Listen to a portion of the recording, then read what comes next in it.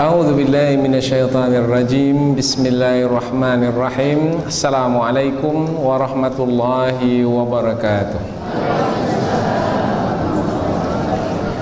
Alhamdulillahi rabbil alamin wa bihi nasta'inu ala umurid dunya waddin nasta'inuhu wa nastaghfiruh wa na'udzu billahi min syururi anfusina wa min sayyiati a'malina. فمن يهده الله فلا مضل له ومن يضلل فلا هادي له أشهد أن لا إله إلا الله وحده لا شريك له وأشهد أن محمدا عبده ورسوله لا نبي بعده أما بعد. Kita bersyukur kepada Allah Subhanahu wa taala yang masih melimpahkan rahmat dan nikmat-Nya. Kita bersyukur dengan mengucapkan Alhamdulillahi Rabbil Alamin. Tidak lupa pula bersalawat kepada Rasulullah dengan mengucapkan Allahumma salli ala Sayyidina Muhammad wa ala ali Sayyidina Muhammad. Dan bersalam kepada Rasulullah dengan mengucapkan Assalamu alayka ya Rasulullah. Alhamdulillah kita dapat kembali meneruskan pengajian tafsir ayat-ayat suci Al-Quran, yaitu masih lagi kita berada di surah Luqman, yaitu kita akan teruskan kepada ayat yang ke-12, yaitu ayat yang pertama menerangkan tentang kisah Luqman.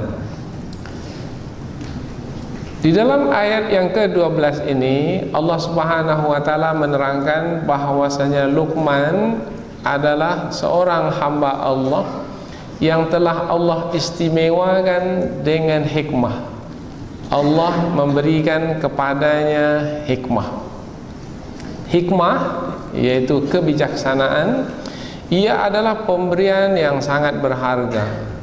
Di dalam surah Al-Baqarah disebutkan bahwasanya siapa yang diberi hikmah, maka sesungguhnya dia telah diberi pemberian yang banyak.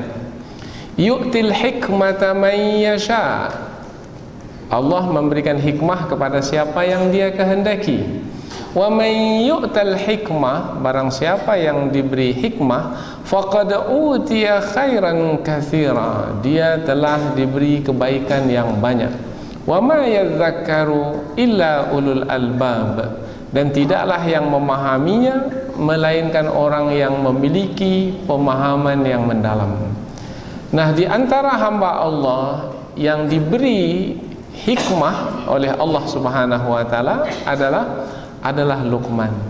Dan melalui kisah Luqman di dalam surah ini kita akan dapat mengetahui betapa Luqman telah diberi karunia berupa hikmah ketika ia memberikan pengajaran kepada anaknya, ketika ia memberikan nasihat kepada anaknya, atau ketika ia memberikan wasiat kepada anaknya. Dari perkataan Luqman, seorang ayah, kepada anaknya, terlihatlah bahwasanya Luqman adalah seorang yang telah diberi hikmah oleh Allah. Apa kaitan antara ayat ini dengan ayat yang sebelumnya? Kaitannya adalah sama-sama menerangkan tentang Allah Subhanahu wa taala yang Maha Esa. Sebelum ini Allah menerangkan tentang keesaannya melalui penciptaan alam semesta. Untuk apa Allah menerangkan tentang dirinya sebagai Tuhan yang Maha Esa? Supaya manusia mengagungkannya, membesarkannya. Di antaranya adalah dengan menerima firman Allah yang telah diturunkan. Karena firman Allah tersebut adalah berupa petunjuk yang akan dipakaikan dalam kehidupan sehari-hari. Maka Allah perlu menerangkan tentang siapa dirinya. Maka Allah perintahkan manusia untuk melihat ciptaan yang ada di alam semesta ini. Siapa yang menciptakan segala ciptaan ini? Apakah tercipta dengan sendirinya? Tidak. Atau ada selain Allah yang menciptakannya? Tidak. Semua akan memberikan jawaban yang sama, yaitu yang menciptakannya adalah Allah. Ini adalah dalil tentang keberadaan Allah melalui makhluk, melalui ciptaan Allah. Setelah Allah menerangkan tentang dirinya melalui alam semesta, maka Allah pula menerangkan tentang dirinya melalui firman-Nya langsung, yaitu yang pernah dahulu disampaikan kepada Luqman, dan Luqman menyampaikannya kepada anaknya. Jadi kaitan antara ayat ini dengan ayat yang sebelumnya adalah ayat sebelumnya menerangkan tentang Allah melalui alam semesta sebagai ciptaan Allah.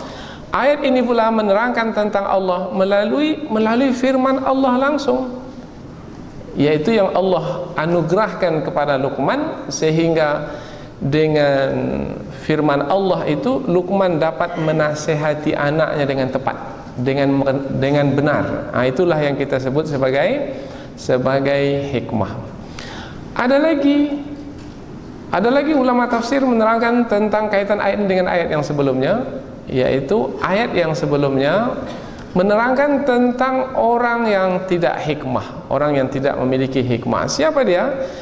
Orang yang meninggalkan Al-Quran, kemudian menggantikan Al-Quran dengan nyanyian, dengan perkataan yang sia-sia. Orang yang seperti ini orang yang tidak memiliki hikmah. Siapa orang yang memiliki hikmah? Orang yang memiliki hikmah adalah orang yang menerima Al-Quran, menerima firman Allah. Siapa contohnya? Luqman contohnya. Karena di permulaan surah Luqman ini Allah menyebutkan bahwasanya Al-Quran itu adalah kitab suci yang mengandungi hikmah. Alif lam mim, alif lam mim, tilka ayatul kitabil hakim. Itulah dia ayat-ayat yang terdapat di dalam kitab suci yang penuh dengan hikmah. Jadi setelah Allah menerangkan tentang orang yang tidak memiliki hikmah, yaitu orang yang telah membeli nyanyian untuk menggantikan firman Allah, Allah menerangkan pula setelahnya yang memiliki hikmah. Sebelum ini yang membeli nyanyian itu siapa? Sudah kita terangkan, yaitu An-Nadir bin Al-Harith. Sekarang pula yang menerima Al-Quran, yaitu yang mengambil Al-Quran dan memakaikannya dalam kehidupan sehari-hari, yaitu Luqman.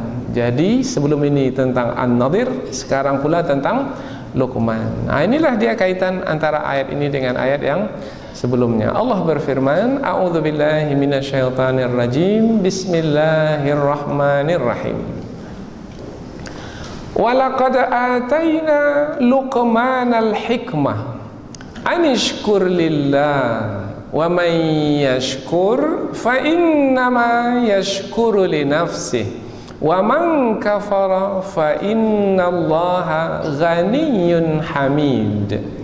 Allah berfirman, walaqad ataina, dan sesungguhnya kami telah memberikan. Siapa kami di sini? Allah Subhanahu wa taala. Luqman kepada Luqman. Al-hikmah, hikmah. Apa yang Allah berikan kepada Luqman? Al-hikmah. Anishkur lillah, hendaklah kamu wahai Luqman bersyukur kepada Allah, karena kamu telah diberi al-hikmah. Wa may yashkur, dan barang siapa yang bersyukur, fa innama yashkuru li nafsihi, maka sesungguhnya dia bersyukur untuk dirinya sendiri. Wa man kafar, dan barang siapa yang kafir, makna kafir di sini adalah tidak bersyukur. Fa innallah, maka sesungguhnya Allah ghaniyyun hamid, maha kaya lagi maha terpuji. Jadi ayat ini menerangkan tentang Allah yang telah memberikan al-hikmah kepada Luqman. Kemudian Allah memerintahkan Luqman supaya bersyukur kepada Allah karena telah menerima hikmah dari Allah. Apabila mau bersyukur, akan ditambahkan lagi pemberian-pemberian yang lebih tinggi lagi nilainya. Dan apabila tidak mau bersyukur, maka tidak akan mendatangkan keburukan bagi Allah. Karena barang siapa yang bersyukur, kebaikan kembali kepada yang bersyukur. Yang tidak bersyukur, dia sendiri yang akan menanggung kerugiannya. Inilah dia ayat yang ke-12 dari surah Luqman. Kita baca sekali lagi dari awal ayat, kemudian kita akan pindah ke tafsir. Dan sesungguhnya kami telah memberikan hikmah kepada Luqman, bahwasanya bersyukurlah kepada Allah, dan barang siapa yang bersyukur maka sesungguhnya ia bersyukur untuk dirinya sendiri, dan barang siapa yang kufur tidak bersyukur maka sesungguhnya Allah maha kaya lagi maha terpuji. Ayat ini ringkas dan kandungannya pun juga sudah jelas, yaitu menerangkan tentang keistimewaan yang dimiliki oleh Luqman. Yang membuat Luqman istimewa adalah karena diberi hikmah oleh Allah Subhanahu wa taala. Hikmah seperti yang telah kita terangkan tadi adalah pemberian dari sisi Allah. Apabila diterima oleh seseorang maka ia telah menerima kebaikan yang banyak. Kalau hikmah ini kaitannya dengan makna, dengan nilai. Jadi kalau dapat hikmah bermakna dapat makna yang banyak, dapat nilai yang banyak. Nah, kalau dapat makna atau nilai yang banyak, maka seseorang itu disebut kaya. Kalau banyak dapat harta, kaya harta. Kalau banyak dapat nilai, kaya. Tapi kita sebut kaya jiwa. Kaya jiwanya karena dia memahami perkara dengan mendalam, sehingga mengetahui perkara tersebut dengan tepat, sehingga ia mendapatkan kebaikan yang banyak. Contoh umpamanya, nanti kita akan sebut satu persatu yang disebutkan dalam Al-Quran ini. Namun kita lihat pula penjelasan dari para ulama tentang Luqman ini siapa, kemudian apa di antara hikmah yang dimiliki oleh Luqman. Sebahagian besar ulama tafsir menyebutkan Luqman ini adalah hamba Allah yang saleh, bukan seorang nabi. Tapi ada di antara ulama tafsir yang menyebut Luqman ini sebagai nabi. Tapi sebahagian besar mengatakan bahwasanya Luqman adalah hamba Allah yang saleh, bukan seorang nabi. Di antaranya yang menyebutkannya adalah Imam Ibnu Katsir dalam tafsir beliau. Luqman diberi hikmah oleh Allah Subhanahu wa taala. Di antara hikmah yang diberikan kepada Luqman yaitu mengenal Allah Subhanahu wa taala, kemudian mengenal dirinya sendiri, kemudian mengenal dunia dan mengenal akhirat. Inilah dia perkara yang penting, mengenal Allah sebagai yang menciptakan diri kita, mengenal diri kita sebagai yang diciptakan oleh Allah untuk beribadah kepadanya, mengenal dunia, inilah dia waktu yang diberikan kepada kita sementara sifatnya, mengenal akhirat, tempat kembali kita yang sifatnya abadi, dan ia adalah balasan sepenuhnya, yaitu balasan bagi setiap amalan yang kita lakukan di dunia. Banyak buat di dunia ini, maka banyaklah didapatkan di hari pembalasan. Maka apa kata Luqman kepada anaknya? Wahai anakku, ketika kamu lahir ke dunia, ini tidak ada dalam Al-Quran, tapi ada dalam penjelasan para ulama melalui buku-buku tafsir. Wahai anakku, ketika kamu lahir ke dunia, maka kamu telah membelakangi dunia. Yang berada di hadapanmu adalah akhirat. Berarti kalau di hadapanmu akhirat dan di belakangmu dunia, bermakna kamu lebih dekat kepada akhirat daripada dunia. Sampai masanya nanti dunia akan kamu tinggalkan dan akhirat akan kamu temui. Maka berbuatlah untuk akhirat. Niscaya kamu tidak akan pernah menyesal. Tapi ketika kamu berbuat untuk duniamu, nanti kamu akan kecewa. Bijaksana ya? Bijaksana. Mengingatkan yang kekal dan abadi. Mengingatkan yang sifatnya fana dan sementara. Ada lagi nasihat Luqman pada anaknya. Nak, kamu ini janganlah lebih lemah dari ayam. Apa maknanya ini? Ayam, wahai anakku, pada subuh hari dengan kekuatan yang ada padanya, ia berkokok dan membangunkan orang-orang yang tidur. Dan kamu pula wahai anakku, ketika ayam berkokok kemudian kamu pula tidur, sesungguhnya orang yang tidur tidak akan mungkin membangunkan, hanya orang yang bangun yang bisa membangunkan. Maka kamu jangan lebih lemah dari ayam. Setiap hari, lihat ayam setiap hari pada pagi hari berkokok. Tahu saja dia pagi hari, kemudian dia pun berkokok. Maka kamu wahai anakku jangan lebih lemah dari ayam. Ini hikmah sebenarnya. Perkataan yang sangat tepat menerangkan tentang nilai. Luqman ini pernah diminta oleh tuannya. Luqman ini ada yang mengatakan ia sebagai hamba sahaya, budak belian, dimiliki oleh tuannya. Luqman ini berasal dari Habasyah, dari Sudan, Afrika. Maka kulitnya hitam. Diminta oleh tuannya supaya menyembelih seekor kambing. Wahai Luqman, sembelih kambing, kemudian berikan kepadaku bahagian kambing itu yang paling kotor. Luqman sembelih kambing dan memberikan bahagian yang paling kotor kepada tuannya, yaitu lidah kambing dan hati kambing. Yang paling kotor apa? Lidah hati atau najisnya itu? Beraknya. Tapi Luqman tidak memberikan berak kambing itu kepada tuannya, lidah kambing itu dan hati kambing itu. Aneh ya? Tapi itulah dia hikmah. Nanti ada penjelasannya. Kemudian untuk kali yang kedua, wahai Luqman, sembelih satu lagi kambing, berikan kepadaku bahagian kambing yang paling bersih. Kemudian Luqman menyembelih seekor kambing dan memberikan lidah kambing itu dan hati kambing itu. Kemudian tuannya ini pun bertanya, mengapa pada kali pertama engkau berikan lidah dan hatinya adalah yang paling kotor? Kata Luqman, lidah dan hati ini kalau dikotori maka dia paling kotor dari sekalian yang kotor.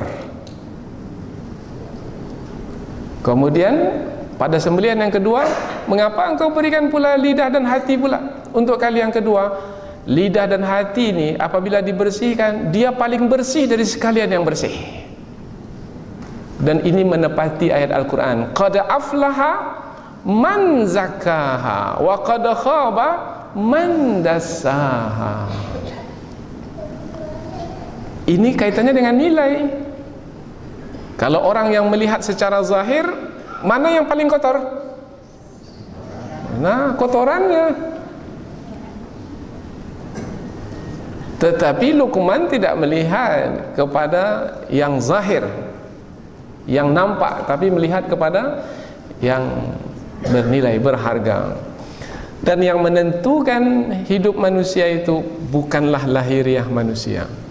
Yang menentukan hidup manusia itu adalah roh manusia yang tak nampak.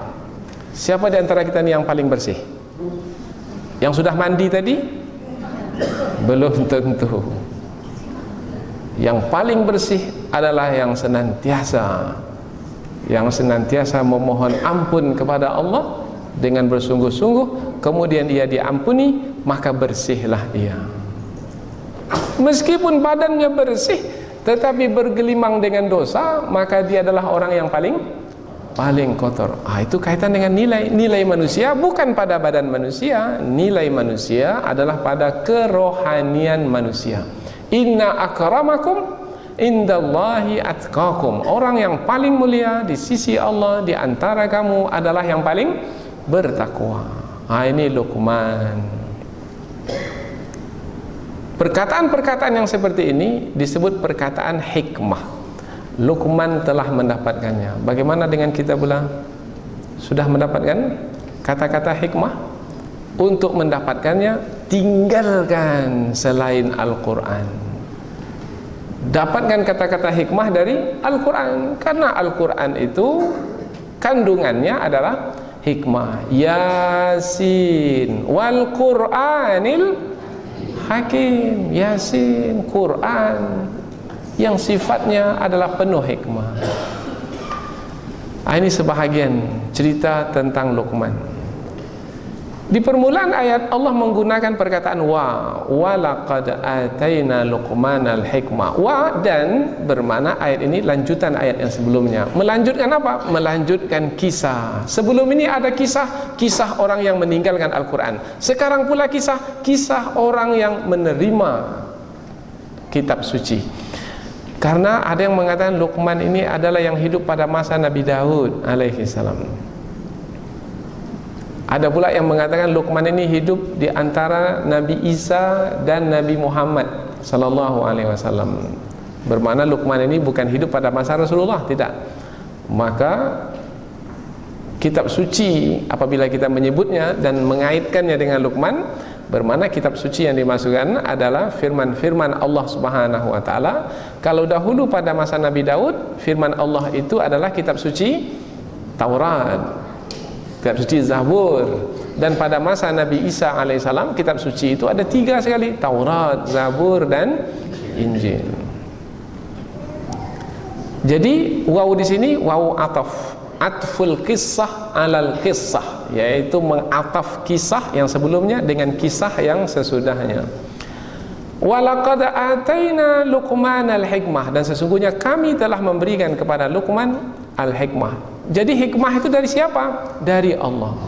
Jadi Allah yang memberikan hikmah kepada siapa yang dikehendakinya. Di antara yang dikehendaki adalah Luqman. Dan sesungguhnya kami telah memberikan hikmah kepada Luqman, anishkur lillah, bersyukurlah kamu wahai Luqman kepada Allah. Ada 2 tafsirannya. Tafsiran yang pertama, bersyukurlah kamu wahai Luqman kepada Allah. Karena bersyukur itu tanda keimanan kepada Allah. Apa makna bersyukur? Bersyukur itu maknanya adalah memperakui bahwasanya yang kita terima itu adalah dari Allah. Al-Quran yang kita terima atau kitab suci yang kita terima itu adalah dari Allah. Memperakuinya dari Allah sebagai petunjuk, sebagai bimbingan, maknanya bersyukur. Kemudian, apakah cukup dengan bersyukur? Alhamdulillah yang telah menurunkan Al-Quran, yang telah menurunkan petunjuk untuk hidup kita. Cukup sampai di situ? Tidak. Yaitu mengamalkan Al-Quran tersebut. Jadi memperakui Allah yang memberikan, yang menurunkan Al-Quran, yang memberikan petunjuk dan menurunkan Al-Quran, itu namanya bersyukur. Memperakui yang memberi, itu namanya bersyukur. Kalau kepada manusia, berterima kasih. Kalau kepada Allah, bersyukur. Bangun pagi hari, alhamdulillah, segala puji bagi Allah. Siapa yang membangunkan? Allah. Maka kita memperakui Allah yang membangunkan. Selesai makan, kenyang, alhamdulillah. Memperakui Allah yang mengenyangkan. Kemudian kita memuji Allah, alhamdulillah. Tapi cukup sampai di situ? Tak cukup sampai di situ. Allah bangunkan, untuk apa bangun? Allah kenyangkan, untuk apa badan yang kenyang itu? Untuk tidur lagi? Bangun untuk melakukan kemaksiatan? Nah, apabila bangun untuk melakukan ketaatan, kenyang untuk beribadah kepada Allah, bermakna telah bersyukur. Jadi bersyukur itu adalah memperakui Allah yang memberi pemberian, kemudian kita gunakan pemberian tersebut seperti yang Allah kehendaki. Itu mana bersyukur. Jadi bersyukur itu ada 2 kandungannya. Memperakui Allah satu, kemudian menggunakan pemberian Allah itu satu lagi. Bersyukur tidak diberikan pendengaran. Bersyukur, memperakui Allah yang memberikan pendengaran. Dan satu lagi, gunakan pendengaran untuk perkara-perkara yang bermanfaat. Apabila memiliki ilmu tentang Allah yang memberi pemberian, kemudian Setelah dapat ilmu tersebut, Allah yang memberi pemberian, kemudian mengamalkan ilmu tersebut, yaitu pemberian dari Allah itu kita manfaatkan untuk beribadah kepada Allah, untuk melakukan ketaatan, untuk melakukan kebaikan, maka ilmu itu telah diamalkan. Maka tafsiran yang kedua adalah ilmu yang diamalkan itu, itulah dia hikmah. Jadi ketika Allah berfirman kepada Luqman, bersyukurlah kamu wahai Luqman, maknanya kamu telah diberi hikmah oleh Allah wahai Luqman, maka kamu telah mendapatkan ilmu, amalkanlah ilmu itu wahai Luqman. Jadi tafsiran yang kedua adalah bersyukurlah kepada Allah wahai Luqman, amalkanlah ilmumu itu wahai Luqman. Itu tafsiran yang kedua. Ilmu, karena hikmah itu adalah ilmu yang bermanfaat, yang diamalkan. Sesungguhnya kami telah memberikan kepadamu wahai Luqman al-hikmah, maka bersyukurlah kepada Allah. Tafsiran yang pertama, perakui Allah, kemudian perakui Allah yang memberi pemberian, kemudian manfaatkan atau gunakan pemberian Allah tersebut seperti yang Allah kehendaki. Kemudian tafsiran yang kedua ini lebih khusus lagi, kami telah memberikan hikmah kepadamu wahai Luqman, yaitu berupa ilmu yang bermanfaat, maka amalkanlah ilmu yang bermanfaat itu. Itulah dia hikmah yang sebenarnya wahai Luqman, yang engkau syukuri. Wa may yashkur fa innama yashkuru li nafsi. Barang siapa yang bersyukur, maka sesungguhnya keuntungan, kebaikan bersyukur itu kembali kepada diri sendiri. Karena Allah berjanji, barang siapa yang bersyukur, Allah akan tambahkan lagi nikmat. Wa idz ta'adzana rabbukum la in syakartum la azidannakum. Allah telah memaklumkan kepada kita sebagai satu janji, dan Allah pasti akan menepati janji. Apabila kamu bersyukur, niscaya akan kutambah nikmatku ke atasmu. Barang siapa yang bersyukur, Allah tambahkan lagi nikmat. Wa man kafar, dan barang siapa yang kafir. Tapi kata kafir di sini jangan fahami maknanya adalah kafir keluar dari agama Islam. Tidak. Makna kafir di sini namanya kufrun ni'mah, yaitu mengkufuri nikmat. Kafir itu secara bahasa maknanya menutupi. Orang yang tidak bersyukur itu orang yang kafir. Makna kafir di sini menutupi Allah yang memberi pemberian. Menutupi Allah yang memberi pemberian. Badan yang sehat itu pemberian Allah. Enggak, badan saya sehat ini karena memang keluarga kami ini keluarga sehat-sehat. Karena memang makan minum kami jaga, tidur kami cukup, dan lain sebagainya. Jadi kami sehat ini tak ada kaitan dengan Allah yang memberikan kesehatan. Ini memang kami sendiri. Ini namanya menutupi keberadaan Allah. Orang yang seperti ini menyombongkan diri. Orang seperti ini orang yang kafir. Maknanya tidak bersyukur, tidak memperakui Allah yang memberi pemberian. Kononnya pemberian yang ia terima itu adalah dari dirinya sendiri atau dari selain Allah. Barang siapa yang kafir, maka keburukan kekafiran, keburukan tidak bersyukur itu kembali kepada dirinya sendiri. Akan kembali kepada Allah? Tidak. Ujung ayat, fa innallaha ghaniyun hamid. Tidak kembali kepada Allah, sebab sesungguhnya Allah maha kaya lagi maha terpuji. Inilah dia ayat yang ke-12 tentang siapa itu Luqman, yaitu Luqman adalah orang yang diberi hikmah, kemudian diperintahkan oleh Allah untuk bersyukur. Ia pun bersyukur kepada Allah, dan syukur adalah tingkatan yang sangat tinggi dari hamba-hamba yang telah diperkenankan oleh Allah Subhanahu wa taala untuk membuktikan keimanan, dan sedikit sekali dari hamba Allah itu yang bersyukur. Mudah-mudahan kita ini termasuk ke dalam golongan hamba-hamba yang bersyukur. Mudah-mudahan apa yang kita pelajari ini ada manfaatnya. Subhanakallahumma wa bihamdika asyhadu an la ilaha illa anta wa astaghfiruka wa atubu ilaik. Wassalamualaikum warahmatullahi wabarakatuh.